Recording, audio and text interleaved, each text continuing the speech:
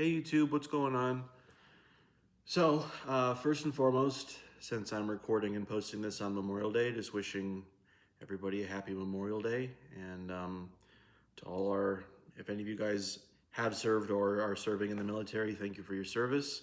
I have family members that served in the military, and I have friends that serve in the military, so I have a great deal of respect for our men and women in the military and the emotional, physical, psychological sacrifices that they make in order to keep people like myself safe and free and being allowed to do something as simple as vlogging to you guys on YouTube. So happy Memorial Day. And let's get into this guy. So the last video on my YouTube here obviously was a little quick test of Arri Raw. So that's what I wanted to talk to you guys about, that the Arri Alexa Plus rig that I wanted to make for myself is done.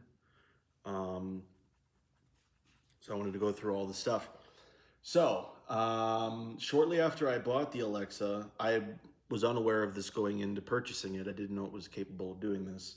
But I found out shortly after that I got it that it actually can, I'm gonna actually lower the tension on the tripod here so I can move the camera a little freely here.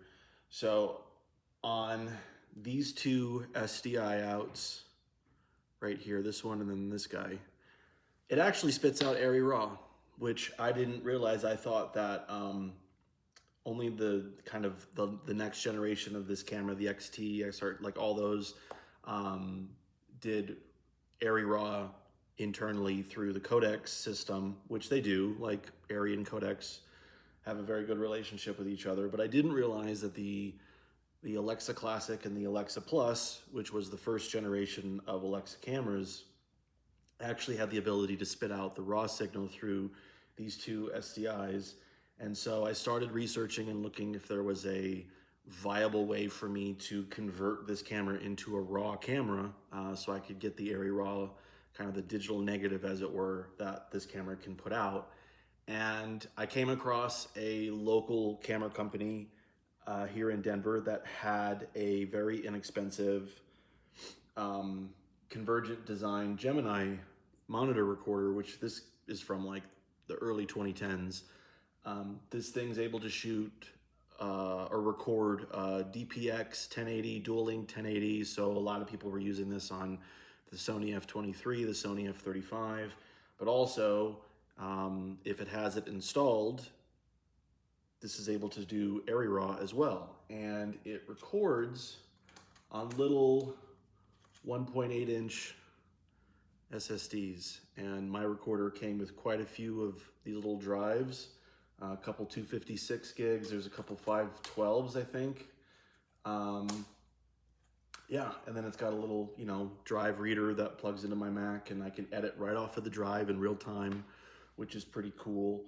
So yeah, and the other cool thing that I found in terms of power management, sorry about that, my appliances are telling me that things are clean. I can actually shut off this S-by-S recording module that does ProRes, and by turning this off and only basically turning this camera into a very elaborate head, and then all the recording is done here, shutting this little module off in the camera while I'm running the camera saves me about 15 watts of power, which for a power-hungry camera like the Alexa is pretty insane. Now, in terms of power, I did change something else. My Alexa came with both battery mounts. It came with a gold mount and a V mount, and I have been around more cameras with gold mounts than V mounts, but I decided that the kind of higher capacity batteries on the V mount end, at least on Amazon, were more inexpensive than the gold mount. So I switched the plates around. So now my Alexa is running on V mount, and I bought this inexpensive battery, which is, I can read off the specs to you here. It is a 15,000 mAh, 220 watt hour battery. So that's pretty cool. So yeah, so that's the only other thing that I guess that's changed. Also, if you notice here on the side, Steely is on the side of the camera. I don't know if I think I mentioned in a previous vlog that I was going to name this camera after Steely. I finally was able to get kind of the sticky photo paper, and I put Steely on the side of the camera there. So now he's always with me. He's hanging out, you know. So just something fun, I guess. But in terms of, I guess, the big question that you guys are wondering is, well, what is the quality difference between the 12-bit ProRes in the camera and ARRIRAW coming out of the Gemini?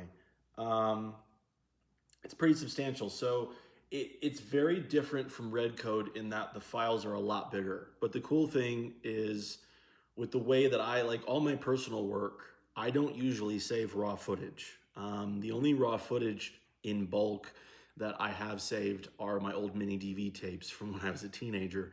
But everything that I shot on a tapeless camera, whether it be P2 or SD cards or the SSDs or whatever, the Red Mags, I usually don't keep the raw footage. I edit what I edit, and then I dump the raw footage, and then that's that. So with my workflow on that, when I'm working on personal projects where I'm not keeping the raw footage, I'm able to just take these drives and edit right off of them, because the read and write speeds in today's world, I can edit, color grade, and export the ARRIRAW files coming off of this camera, master them in a 4K timeline in real time. That's how crazy Apple Silicon is now. So, and I'm running I don't have like a super elaborate computer. I have the base Mac Mini M4 that came out last year. Like, I don't have extra RAM in it. It's like literally the first model of the Mac Mini that you can buy, with like the 256 gig hard drive, and I think it's got like 16 gigs of RAM in it. That's my computer right now. And that thing is screaming. It not only screamed through this, it screams through the VariCam footage, the 4K AVC intro files. It screamed through all the red stuff that I had back last year, like the Dragon and the Mysterium X epics. Like, I'm gonna tell, like, not to segue off here a little bit, but if any of you guys out there are looking for a very inexpensive Mac computer to do video editing, look into the Mac Mini. Honest to God, it really is an incredible machine for the money. I've been very happy with it. So anyway, aside from my computer, so yeah, so what I basically do is anything that I shoot on this thing or shoot on the VariCam, I will edit the material straight off of the drive, so I'm not moving files to my computer. Again, like I said, the drive reader and the read and write speeds on my computer are fast enough to where there's no lagging. Everything runs in real time, which is kind of a godsend, because it makes the whole process of being able to do what I want to do a lot easier, because I'm not, adding all these other steps of like, okay, now I got to take it off the drive and move it to this drive, and then I got to do this and that. And so it streamlines a lot of things in a way. So that's been really nice. So in terms of the quality difference, obviously in terms of real-time editing, both the 12-bit ProRes and the ARRIRAW, they are identical in terms of speed and ease of use. In terms of ease of use on the ARRIRAW, because this is my first real big jump into ARRIRAW, I will tell you that the files are just as easy to work with in DaVinci, which is where I edit everything, as the red files. So, you know, I guess maybe if you were doing like a low budget feature and you couldn't just edit off the drive like I do on the little short pieces that I make, and you needed to do data management, I could understand the cost benefits of shooting RedRAW over ARRIRAW. But I will say, between the ProRes and the ARRIRAW, you get the full dynamic range of the sensor, whereas even though the 12-bit ProRes is a near lossless compression, you can lose some information there. The color fidelity is better, and also, which is very interesting, the resolution actually bumps up just a bit. So the internal ProRes recorder on this camera, this version of the Alexa, maxes out at 2K. if you go through the Arri RAW channels, you actually get just under 3K. And there is a very big difference in blowing that up and cutting that in a 4K UHD timeline compared to the 2K ProRes. So there's a very distinct difference in that. So that was actually pretty cool for me to see that. And it's really crazy to me that this non 4K native camera, it up-reses, like you can up-convert the material to 4K and it looks the best of any non 4K camera looks when I master out a 4K file for the web. Which I guess it makes sense because there are hundreds and hundreds and hundreds of indies and studio films that used this camera for many years, and we have 4K Blu-rays of those movies, and they look great. They look just as good as something shot natively in 4K, my opinion.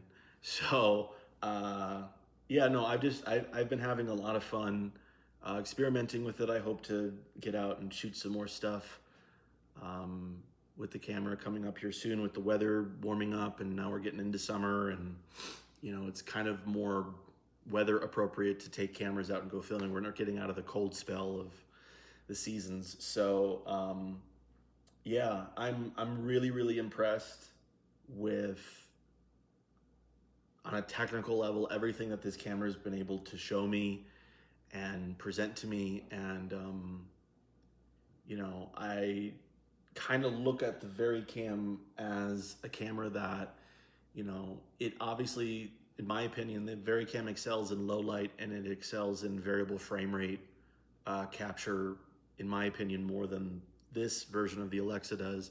So I could see that camera is kind of going to be a specialty camera as long as it's in my possession. I don't think I'm going to be shooting a lot of personal projects. Where that camera is really going to come into play is if I get paid gigs, because if I get paid gigs that are kind of video centric, whether it's like talking head interviews or weddings or whatever, I'm going to be using that camera instead of this one, just due to the fact of the ease of use of it. That camera is built for freelance work and kind of one person operation work a lot more than this one, because of the built-in ND filters, because of the built-in audio system with phantom power and XLR inputs and all that stuff.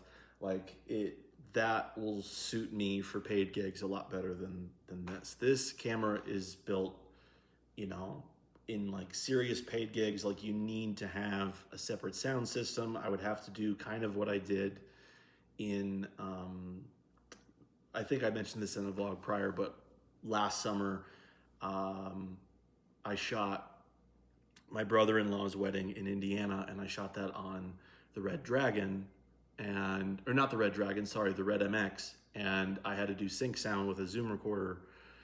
Same thing would have to happen here. This is not like a, you know, Arri did make a version of this camera to do all that, kind of like the VariCam, which is the Amira, but I don't have the money to afford an Amira. They're still very expensive. So they're definitely out of my wheelhouse. So yeah, I think I covered everything. This is, I don't want to hit anything over there. This is the Alexa Plus. Yeah, and obviously I've had these hand grips for forever, and they've just been sitting, but now I just installed them straight into the camera here, and yeah, the only thing that's left to show up is a little dry erase magnetic little ring here that I have to get for the other side, which should be here by the weekend. That's it. I don't really think what I find really funny, just in terms of design, is the back of the Gemini literally has the same design as the back of Arri's viewfinder, which is interesting. And obviously this monitor is not an Arri product. It is made, funny enough, this monitor was made about 45 minutes south of me in Colorado Springs, Colorado, a company called Convergent Design. They don't make these monitor recorders anymore. I don't really know if they really do anything in terms of like production space or film production space. I think they're just doing like meeting AI camera equipment or something, or like wireless mics or something. They totally got out of the videography, cinematography game which is unfortunate because I've now worked with their Odyssey 7Q and this monitor, and they made some really solid products, and I just don't, I guess I'll never understand why they decided to walk away from that. But yeah, I think that's it. I think that's the whole story on this. So if there's anything that I missed out, if there's any specific questions that you guys have concerning this Alexa here, or AirRaw, let me know. Don't ask me to do tests though. I'm not like, and I'm not trying to be a dick when I say that, but like, I'm not interested in like doing like, we'll put up more VariCam versus Alexa tests or do a ProRes versus AirRaw test. I'm not interested, nor do I really have the time to do those types of tests. So I apologize in advance for that. But I will definitely be getting more personal work out here in the coming weeks done with this guy and AirRaw, and kind of learning a workflow on, you know, finding a palette, like a color palette, and just a specific look that I like the most out of what I'm shooting. And yeah, so that's it. Hope you guys have a good rest of your day and you have a good week this week. Stay safe, stay happy, and I'll talk to you guys soon. All right.